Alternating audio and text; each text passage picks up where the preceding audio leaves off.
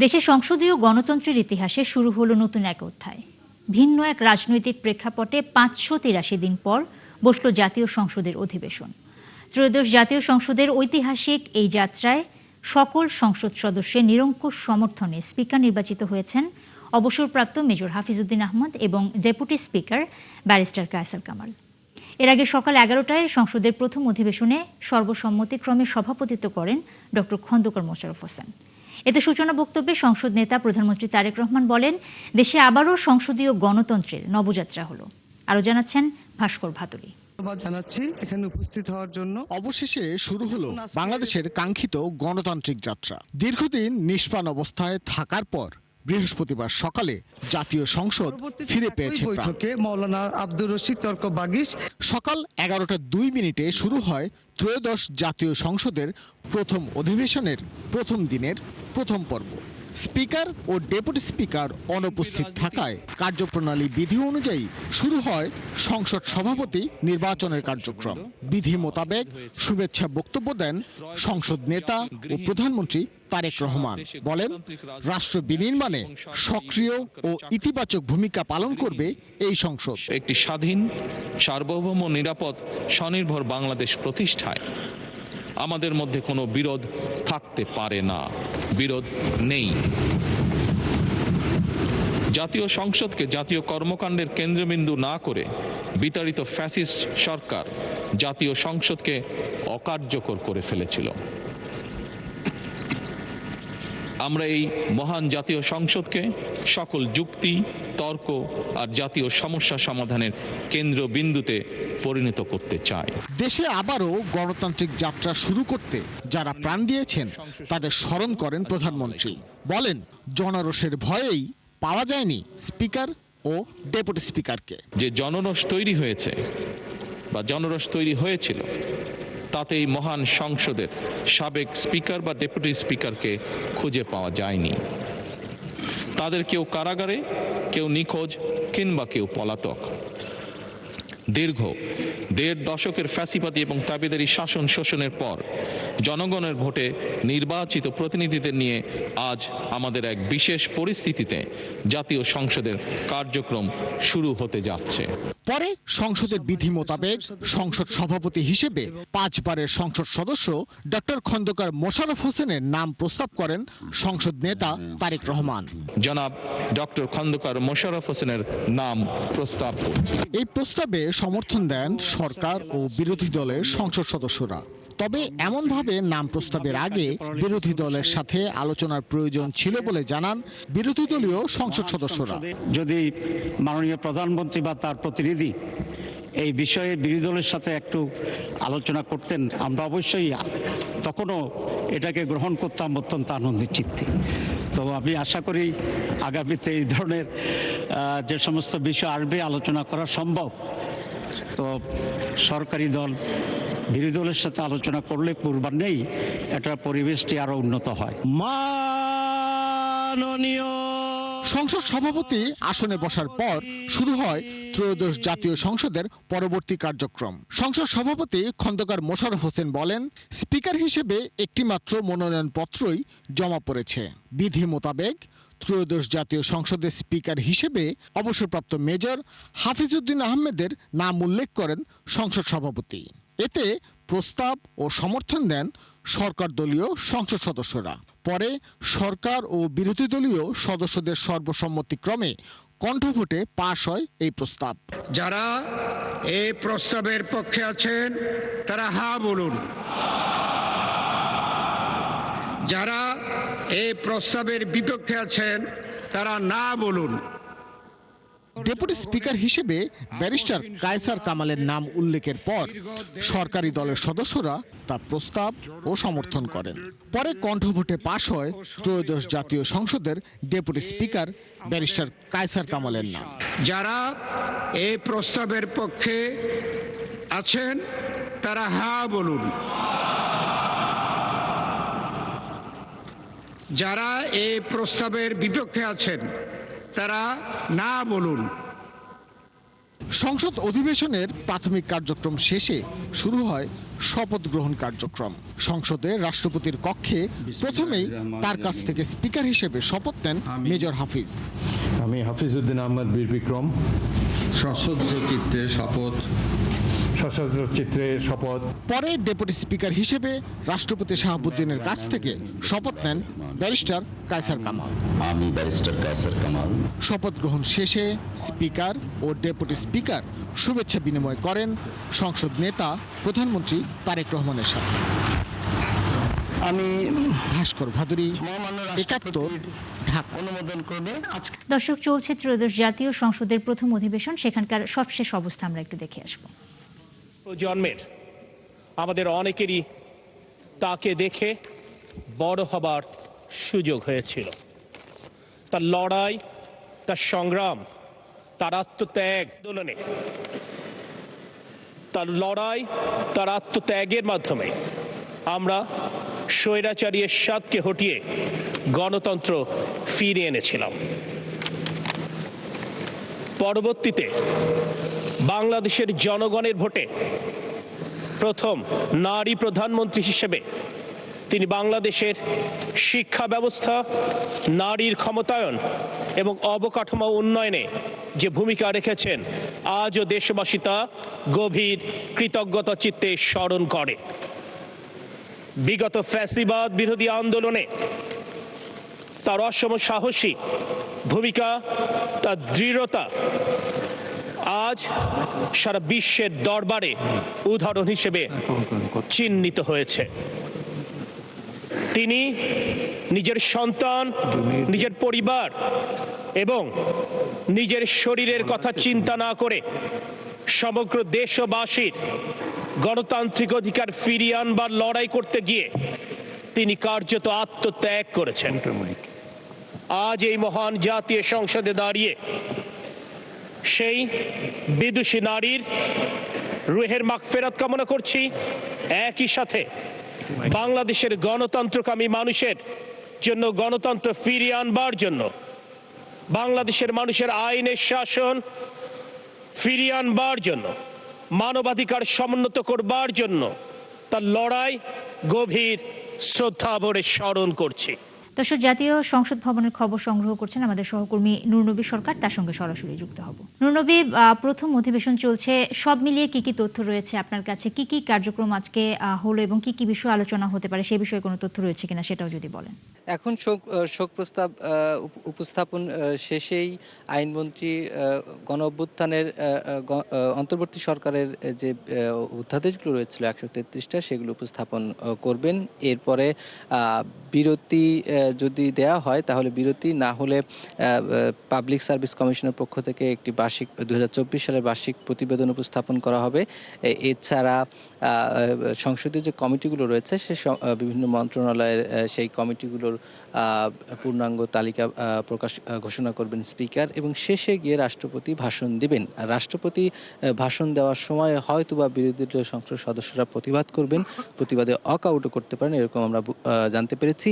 এর কিছুক্ষণ আগেই শোক প্রস্তাব উপস্থাপন করা হয়েছে। আমরা দেখেছি জুলাই আন্দোলন থেকে শুরু করে আওয়ামী লীগের শাসনামলের সময়ে যে গণতান্ত্রিক আন্দোলনে নিহতদের, ইলিয়াস আলী থেকে শুরু করে গুম হয়ে যারা নিহত হয়েছেন, ক্রস ফায়ারে মারা গেছেন, তাদের বিষয়ে শোক প্রস্তাব আনা হয়েছে। এছাড়া জামায়াত ইসলামের পক্ষ থেকে এবং সরকারি দলের হুইপ জামায়াত ইসলামের সাবেক সংসদ সদস্য, জামায়াত ইসলামের নেতা মতিউর রহমান নিজামী, আলী হাসান, মোহাম্মদ মুজাহিদ, বেশ কয়েকজনের নাম শোক প্রস্তাবে নিবন্ধ করার জন্য, কিন্তু নথিবদ্ধ করার জন্য কিন্তু স্পিকারকে বলেছেন। এছাড়াও বিরোধী দলীয় নেতা জামায়াতের আমির, তিনি তাদের উপনেতাকে দিয়ে আরও বেশ কয়েকজন জামায়াত নেতার নাম শোক প্রস্তাবে এনেছেন, এরকম ঘটনা আমরা দেখেছি। এছাড়াও স্পিকার নির্বাচন করা হয়েছে, সভাপতিত্ব করেছেন প্রধানমন্ত্রী, প্রারম্ভিক ভাষণ দিয়েছেন। সব কিছু মিলে সংসদের যে আচরণ দেখে মনে হচ্ছে যে সরকারি দল খুব বেশি সহনশীল, এবং উত্তেজনাকর পরিস্থিতি তৈরি হলেও এবং ছাড়ের মানসিকতা যেটা দেখা গেছে, এটা যদি অব্যাহত থাকে আগামী দিনে, তাহলে সংসদ আসলে প্রাণবন্ত এবং বিতর্কের জায়গায় রূপান্তরিত হবে। নুসরাত। নুরনবী, অনেক ধন্যবাদ আপনাকে। দর্শক, সংসদ ভবনের সামনে থেকে যুক্ত হয়েছিলেন আমাদের সহকর্মী নুরনবী সরকার। আমাদের আরেক সহকর্মী মিল্টন আনোয়ার সেখানে আছেন, আমরা তার সঙ্গে এবার যুক্ত হব। মিল্টন, নুরনবীর কাছ থেকে আমরা আসলে শুনছিলাম আজকে কি কি কার্যক্রম হয়েছে এবং হতে পারে তার সংক্ষিপ্ত কিছু কাজের লিস্ট। আপনার কাছে কি কি তথ্য রয়েছে এছাড়া? নুসরাত, যেমনটি বলছিলেন সহকর্মী, আপনি জানেন যে আজকের যে সংসদ ত্রয়োদশ জাতীয় সংসদের উদ্বোধন অনুষ্ঠান এবং সেটি অত্যন্ত গুরুত্বপূর্ণ এবং ঘটনাবহুল এই অর্থে যে এই আজকের এই সংসদে প্রথম দিনেই অনেকগুলো সিদ্ধান্ত গ্রহণ করা হচ্ছে এবং এই সংসদটি একটি মানে এমন একটা সময় হচ্ছে যে যখন আমরা কথা বলছি যে এই সংসদটিতে এমন একটা সময় হচ্ছে যে এই সংসদে স্পিকার এবং ডেপুটি স্পিকারের অনুপস্থিতিতে এই সংসদটি হয়েছে এবং এই সংসদটিতে এমন একটা অবস্থা যেটা এর আগে প্রধানমন্ত্রী এবং সংসদ নেতা বলছিলেন যে 1973 সালের প্রথম যে সংসদ গঠিত হয়েছিল সেই সংসদের অনেকটা পরিস্থিতির মতো এই সংসদ, এবং সেখানে সভাপতির প্রথম সংসদ সভাপতিত্ব করেছেন এবং তারপর স্পিকার এবং ডেপুটি স্পিকার নির্বাচিত হয়েছেন এবং যেই দুইজন স্পিকার এবং ডেপুটি স্পিকার নির্বাচিত হয়েছেন দুজনেই মন্ত্রী ছিলেন, তারা মন্ত্রিসভা থেকে পদত্যাগ করেছেন, একই সঙ্গে তারা দলের দায়িত্ব থেকে পদত্যাগ করেছেন এবং তাদেরকে সংসদ ভবনেই শপথ দেওয়া হয়েছে এবং তারপর নতুন মন্ত্রী নিয়োগ দেওয়া হয়েছে। রাষ্ট্রপতি একই সঙ্গে আজকে স্পিকার ডেপুটি স্পিকারকে শপথ পড়িয়েছেন এবং একজন নতুন মন্ত্রীকেও শপথ পড়িয়েছেন এবং তারপর স্পিকার যার নাম গতকাল থেকে একজনের নাম শোনা যাচ্ছিল, কিন্তু আমরা পরে দেখলাম যে প্রধানমন্ত্রী এবং সংসদ নেতা অন্য আরেকজনকে নাম বললেন, যিনি স্পিকার হিসেবে মেজর হাফিজুদ্দিনের নাম বললেন, কিন্তু আমরা অন্য আরেকজনের নাম গতকাল আমরা সামাজিক যোগাযোগ মাধ্যম সহ নানা জায়গায় শুনছিলাম। তো ফলে অনেকগুলো ঘটনা বহুল আজকের এই সংসদের প্রথম অধিবেশন এবং সেই ঘটনাগুলোর মধ্যে সবচেয়ে গুরুত্বপূর্ণ যে বিষয়টি সেটি হচ্ছে যে এই মুহূর্তে শোক প্রস্তাব পাঠ করার আলোচনা হচ্ছে এবং শোক প্রস্তাবে আমরা দেখছি যে বিরোধী দলের পক্ষ থেকেও কিছু নাম যুক্ত করবার দাবি করা হয়েছিল এবং যে নাম যে তার মধ্যে মানবতা বিরোধী অপরাধে যারা সাজা পেয়েছেন তাদের নাম আছে, শরীফ ওসমান হাদির নামও আছে। ফলে এই নিয়ে আমরা হয়তো বা সামনে বিরোধী দলের আপত্তি আমরা সংসদে দেখব এবং আজকের এই পর্যন্ত যেই যা কিছু হয়েছে তারপরে যে গুরুত্বপূর্ণ ঘটনা অর্থাৎ রাষ্ট্রপতির ভাষণ, যেটি নিয়ে এরই মধ্যে বিরোধী দল থেকে এক ধরনের আপত্তি আছে, সেই রাষ্ট্রপতির ভাষণও কিন্তু আজকে হবে। ফলে আরো অনেক ঘটনা আজকে আমাদের জন্য অপেক্ষা করছে। নুসরাত। মিল্টন, অনেক ধন্যবাদ আপনাকে। দর্শক, সংসদ ভবনের সামনে থেকে যুক্ত হয়েছিলেন সহকর্মী মিল্টন আনোয়ার। দর্শক, যেমনটা জানাচ্ছিলাম, ত্রয়োদশ জাতীয় সংসদের প্রথম অধিবেশন চলছে, সেখানে শোক প্রস্তাব এই মুহূর্তে চলছে। আমরা সেখানে চলে যাব, সেখানকার অবস্থা একটু দেখে আসব। সংসদে আসতে পারতাম না এবং আজকে আমি কথা বলার সুযোগ পেতাম না। মাননীয় স্পিকার, যাদের ব্যাপারে শোক প্রস্তাব আনতে বলা হয়েছে, বিশেষ করে আমার দলের, আমি অত্যন্ত দুঃখিত যে আজকে যদি 24শে জুলাই না হতো তাহলে আমার মতো লোক ফাঁসির সেল থেকে এসে সংসদে স্থান পেতাম না। আমি প্রথমেই সেই জুলাই যোদ্ধাদের আন্তরিক মোবারকবাদ এবং ধন্যবাদ জানাচ্ছি, যাদের ফলে শুধু আমি না, যারা দেশ এবং দেশের বাইরে ছিলাম, যারা কারাগারে ছিলাম, যারা কোনো সময় কল্পনা করিনি, আজকে আমরা মহান জাতীয় সংসদে উপস্থিত হতে পেরেছি। আজকের এই জাতীয় সংসদ এবং আজকের সেই জাতীয় সংসদ, তাই জুলাইকে অস্বীকার করে জাতীয় সংসদ এটা হতে পারে না। মাননীয় স্পিকার মরহুমা বেগম খালেদা জিয়া, আমি তাকে দীর্ঘদিন ধরে জানি, তার পাশে কাজ করেছি। আমি যখন ঢাকা মহানগরীতে দায়িত্ব পালন করেছি তখন থেকে আমরা স্বৈরাচারী আন্দোলনে তার পাশে ছিলাম। তাকে অত্যন্ত কাছে থেকে আমরা জানি এবং চিনি। তিনি আপাতত মস্তক একজন বাংলাদেশ প্রেমিক মহিলা ছিলেন, তিনি দেশপ্রেমিক মহিলা ছিলেন। তিনি দেশের স্বার্থের বাইরে অন্য কোনো কথা চিন্তা করেননি। এমনকি তাকে দেশ থেকে বিতাড়িত করার চেষ্টা করা হয়েছে, তিনি আপোষহীন ছিলেন, তিনি দেশ থেকে বিতাড়িত হন নাই। তিনি বলেছেন যে আমার দেশের বাইরে কোনো জায়গা নেই থাকার, বাংলাদেশই আমার জায়গার স্থান, এবং তাই জীবনের শেষ দিন পর্যন্ত তিনি এটাতে অটল এবং অবিচল ছিলেন। মাননীয় স্পিকার, দর্শক, ত্রয়োদশ জাতীয় সংসদের প্রথম অধিবেশন চলছে, সরাসরি আমরা বিটিভি সৌজন্যে সেখানেই ছিলাম এতক্ষণ। জনগণের প্রত্যাশা পূরণে এই সংসদ কাজ করবে বলে জানিয়েছেন নতুন সংসদ সদস্যরা। এখান থেকেই গণতন্ত্রের যাত্রা শুরু হবে বলে তারা মনে করেন। সকালে সংসদ অধিবেশনে যোগ দেওয়ার আগে এসব কথা বলেন নতুন এমপিরা। এই সংসদে জুলাই শহীদের আকাঙ্ক্ষা বাস্তবায়ন হবে বলে মন্তব্য করেন তারা। এর আগে সকাল থেকে এক এক করে সংসদ সদস্যরা জাতীয় সংসদে প্রবেশ করেন।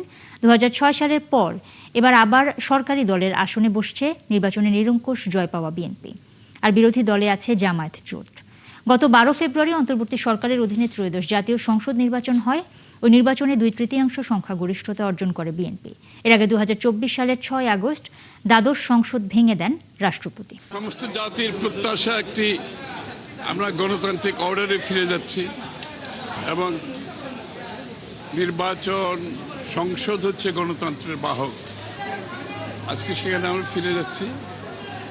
অনেক প্রত্যাশা জাতি একটি নির্বাচিত সংসদ, একটি নির্বাচিত সরকার যারা তাদের কাছে দায়বদ্ধ থাকবে, জবাবদিহি থাকবে এবং এই জবাবদিহিতার জায়গাটাই কিন্তু সংসদ এবং এই সংসদের কার্যকারিতার উপর আমাদের আগামী দিনের যে সংসদীয় গণতন্ত্র এবং গণতান্ত্রিক অর্ডার যেটা আমরা বাংলাদেশে ফিরিয়ে আনার জন্য দীর্ঘ সংগ্রাম করেছি, সেই প্রত্যাশা আমাদেরকে পূরণ করতে হবে। জনগণের যে প্রত্যাশা, জনগণ 17 বছর পরে তারা যে ভোটাধিকার প্রয়োগ করেছে যে প্রত্যাশা নিয়ে, সেই প্রত্যাশা পূরণের জন্যে আমরা জাতীয় সংসদে কার্যক্রম গ্রহণ করব এবং সাথে সাথে আমাদের মাননীয় প্রধানমন্ত্রী জনাব তারেক রহমান যে কর্মসূচি গ্রহণ করেছেন জনস্বার্থে, জনগণের জন্যে, সে কর্মসূচিগুলি আমরা তড়িৎ গতিতে আমরা সেগুলি সফল করার মধ্য দিয়ে জনগণের দোরগোড়ায় সেগুলি পৌঁছে দেব। সততা, নিষ্ঠা, আন্তরিকতার সাথে এমনভাবে কাজ করি যাতে দেশের সুনাম হয় এবং মানুষ যাতে খুশি হয়, মানুষ যে প্রত্যাশা নিয়ে আমাদের ভোট দিয়েছে সে আশা যাতে জন আকাঙ্ক্ষা পূরণ হয় সেই ব্যাপারে কাজ করবো বলে আমরা বিশ্বাস করি। সমস্যা সমাধান সম্ভাবনা এখান থেকে তৈরি হবে। জাতির প্রত্যেকটা সমস্যা সম্ভাবনাগুলো, সমাধানগুলো এই পার্লামেন্ট থেকে আসবে বলে প্রত্যাশা করি। জাতীয় সংসদের প্রথম অধিবেশনে রাজনৈতিক দলগুলোর প্রতিনিধিদের কাছে রাষ্ট্রপতির অভিশংসনের দাবি জানিয়েছেন এনসিপির মুখপাত্র আসিফ মাহমুদ সজীব ভুঁইয়া। সকালে জাতীয় সংসদ ভবনের সামনে 3 দফা দাবিতে অবস্থান নেন দলটির নেতারা। এ সময় সংক্ষিপ্ত বক্তব্যে রাষ্ট্রপতির অভিশংসন এবং জুলাই গণহত্যার দ্রুত বিচারের দাবি জানান সজীব ভুঁইয়া। অবিলম্বে সরকারি দলকে সংবিধান সংস্কার পরিষদের শপথ নেয়ার দাবিও জানান তিনি। সাবেক এই উপদেষ্টা জানান, অধিবেশনে রাষ্ট্রপতির ভাষণ শোনা আর না শোনার মাধ্যমে জাতি 2 ভাগে বিভক্ত হবে। বোঝা যাবে কারা ফ্যাসিবাদের পক্ষে আর কারা বিপক্ষে। জুলাই সনদ অনুযায়ী গণভোট বাস্তবায়ন সহ প্রতিটি বিধান এই সংসদকে মানতে হবে বলেও হুঁশিয়ারি দেন এনসিপির নেতারা। শেখ হাসিনার যেই রেখে যাওয়া রাষ্ট্রপতি, তাকে অপসারণের দাবি বিভিন্নভাবে বিভিন্ন নাগরিকদের প্ল্যাটফর্ম থেকে উঠে এসেছে। সে সময় আপনারা সংবিধানের দোহাই দিয়ে নানা ধরনের সংকট এবং অস্থিতিশীলতার কথা বলে তাকে অপসারণ করতে দেন নাই। আমরা চেষ্টা করেছি, রাজপথে আমাদের সহযোদ্ধারা চেষ্টা করেছেন, সেটা আপনারা হতে দেন নাই। কিন্তু এখন তো কোনো সাংবিধানিক সংকটের কোনো সিচুয়েশন নাই। এখন সংসদ বসেছে, সংসদ লিগেলি এই রাষ্ট্রপতিকে অভিশংসন করতে পারে এবং আমরা জানি যে এই সংসদে যারা আছেন, আমরা বিশ্বাস করি যে তিনি বিএনপির হন, জামাতের হন, এনসিপির হন কিংবা অন্য যে কোনো দলের হন, জুলাই গণঅভ্যুত্থানে তাদের গুরুত্বপূর্ণ অবদান আছে। দর্শক, ত্রয়োদশ জাতীয় সংসদের প্রথম অধিবেশন চলছে। বিটিভির সৌজন্যে আমরা সরাসরি সেখানে চলে যাচ্ছি। আমি ক্ষমা প্রার্থনা করছি, আজকে আমরা শহীদের রক্তের উপর দাঁড়িয়ে যেহেতু এই সংসদে দাঁড়িয়ে আছি, সেই জন্য আমাদের সকল শহীদদের প্রতি আমাদের বিনম্র শ্রদ্ধা। ধন্যবাদ। ধন্যবাদ মাননীয় মন্ত্রী। এবার আমি আহ্বান জানাবো মির্জা ফখরুল ইসলাম আলমগীর, ঠাকুরগাঁও 1 মাননীয় স্থানীয় সরকার ও পল্লী উন্নয়ন ও সমবায় মন্ত্রী বক্তব্য রাখবেন। ধন্যবাদ মাননীয় স্পিকার। আমার বক্তব্যের শুরুতেই আমি স্মরণ করতে চাই বাংলাদেশের স্বাধীনতার ঘোষক শহীদ প্রেসিডেন্ট জিয়া রহমানকে। স্মরণ করতে চাই 1971 সালের স্বাধীনতা যুদ্ধে সেই লাখো শহীদদের, যাদের রক্তের বিনিময়ে আমরা একটা স্বাধীন ভূখণ্ড লাভ করেছি। আমি স্মরণ করতে চাই একই সঙ্গে দীর্ঘ 18 বছর গণতান্ত্রিক সংগ্রাম করে যারা প্রাণ দিয়েছেন, আহত হয়েছেন এবং হারিয়ে গেছেন আমাদের সেই সব বীর সহকর্মীদের। একই সঙ্গে 2024-এ আমাদের যে সমস্ত তরুণেরা, আমাদের ছেলেরা আমাদের একটা সত্যিকারের অর্থেই গণতান্ত্রিক রাষ্ট্র নির্মাণের জন্য প্রাণ দিয়েছে, তাদের প্রতি আমি গভীর শ্রদ্ধা নিবেদন করছি। মাননীয় স্পিকার, দেশনেত্রী বেগম খালেদা জিয়া সম্পর্কে অল্প সময়ে কথা বলা অত্যন্ত কঠিন ব্যাপার। একজন মহিয়সী মহিলা, একজন অসম সাহসী নেত্রী, একজন দূরদৃষ্টি সম্পন্ন রাষ্ট্রনায়ক, যিনি বাংলাদেশের এই 54 বছরের 43 বছর রাজনীতিতে বিচরণ করেছেন দাপটের সঙ্গে। এই নেত্রী বাংলাদেশে তিনবার তিনি প্রধানমন্ত্রী নির্বাচিত হয়েছেন বিপুল ভোটে এবং সম্পূর্ণ একটি নিরপেক্ষ ভোটের মাধ্যমে। তিনি 2বার বিরোধী দলের নেত্রী নির্বাচিত হয়েছেন এবং প্রতিটি ক্ষেত্রেই তার যে মূল লক্ষ্য ছিল সে লক্ষ্য ছিল বাংলাদেশে গণতন্ত্রকে প্রতিষ্ঠা করা। আমরা দেখেছি যে যখন তিনি সরকারে ছিলেন সেই সময় তিনি এমন কাজগুলো করেছেন যেমন প্রেসিডেন্সিয়াল ফর্ম অফ গভর্নমেন্ট থেকে পার্লামেন্টারি ফর্ম অফ গভর্নমেন্ট নিয়ে আসা এবং অন্যান্য গণতন্ত্রের প্রতিষ্ঠানগুলোকে দাঁড় করানোর চেষ্টা করা, সংবাদপত্রের স্বাধীনতাকে নিশ্চিত করা। একই সঙ্গে রাষ্ট্রনায়ক হিসেবে তিনি বাংলাদেশের নারীদের উন্নয়নের ক্ষেত্রে একটা যুগান্তকারী ভূমিকা পালন করেছেন। তিনি মেয়েদের ক্লাস 10 পর্যন্ত লেখাপড়াকে অবৈতনিক করেছিলেন এবং মহিলাদের ক্ষমতায়নের জন্য তিনি অনেক কাজ করেছিলেন। আমি বেশি কথা বলবো না, আমি শুধু কয়েকটা কথা, যখন তিনি প্রধানমন্ত্রী ছিলেন তিনি যে কাজগুলো করেছিলেন তার কিছু না বললে আমি মনে করি যে অবিচার করা হবে। তিনি প্রাথমিক শিক্ষাকে বাধ্যতামূলক করেছিলেন, যেটা একটা যুগান্তকারী পদক্ষেপ ছিল এডুকেশনের ক্ষেত্রে। উন্মুক্ত বিশ্ববিদ্যালয় ও জাতীয় বিশ্ববিদ্যালয় এই দুটি তারই হাতে তৈরি করা হয়েছিল এবং একই সঙ্গে বেসরকারি খাতে বিশ্ববিদ্যালয় এবং মেডিকেল কলেজের অনুমতি তিনি দিয়েছিলেন। তিনি কৃষকের ভাগ্য পরিবর্তনের জন্য 5,000 টাকা পর্যন্ত কৃষি ঋণ সুদ সহ মকুব করেছিলেন, 25 বিঘা পর্যন্ত জমির খাজনা মাফ করে দিয়েছিলেন।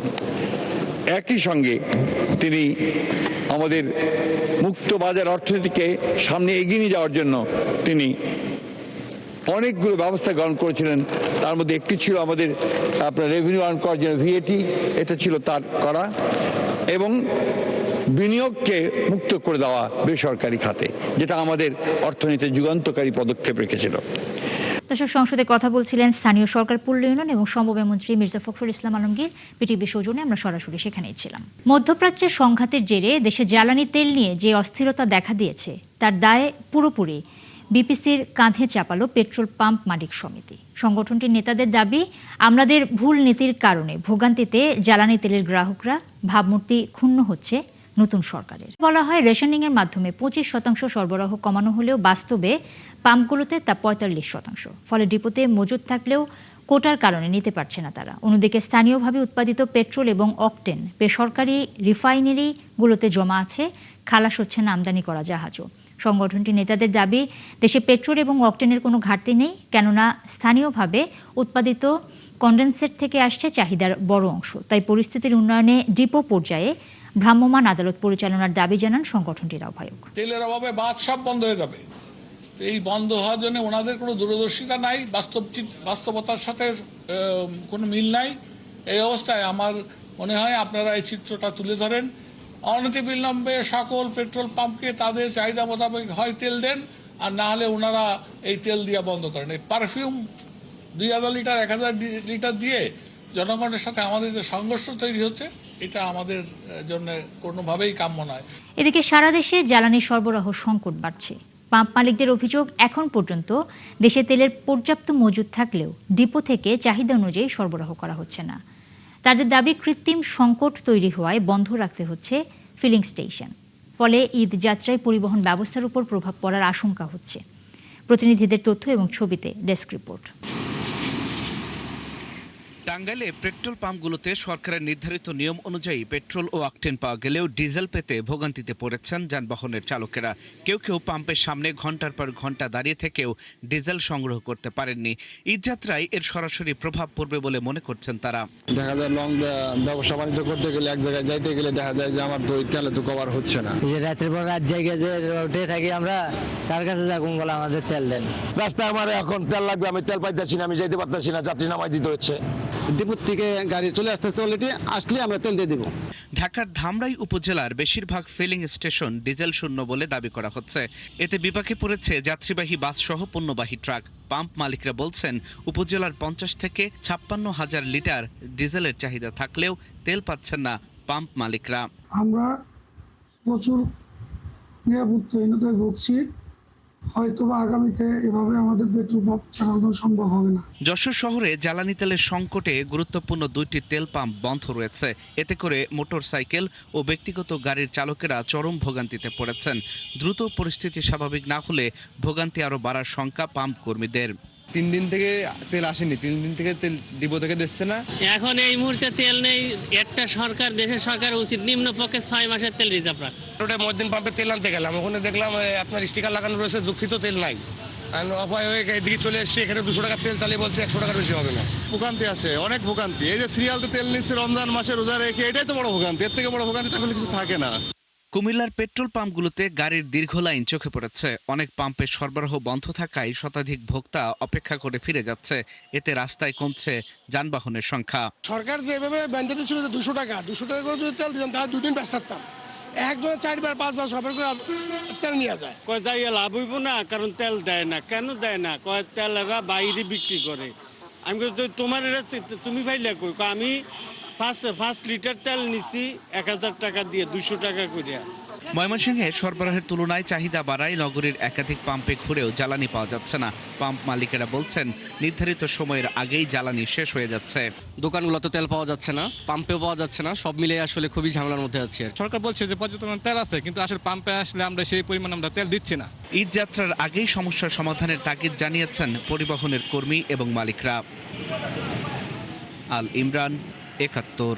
দর্শক, চলছে সংবাদ সংযোগ। সরাসরি সংবাদ অনুষ্ঠান দেখতে চোখ রাখুন 71 ফেসবুক পেজে এবং সাবস্ক্রাইব করুন 71 ইউটিউব চ্যানেলে। সাথেই থাকুন 71।